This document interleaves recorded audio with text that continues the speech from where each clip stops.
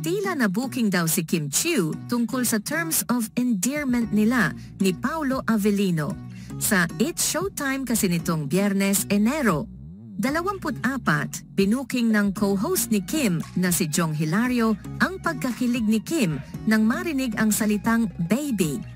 Binati kasi ng guest na si JM De Guzman ang girlfriend niyang si Donalyn Bartolome at tinawag na baby.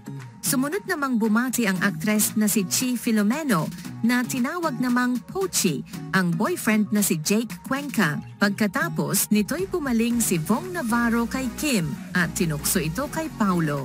Baka may gusto ka ring batiin, say ni Vong na kinakilig ng studio audience. Pagbubuking naman ni Jong nung sinabi ni JM kanina na hi baby, kilig na kilig si Kim. Hirit pa ni Jong kay Kim, yun din ba tawag sa'yo ni Pao? Umiwas si Kim at ikinambyo ang usapan sa pag-promote ng movie nila ni Paolo. My Love Will Make You Disappear, March 26, na po yan in cinemas worldwide, say ng kapamilya actress.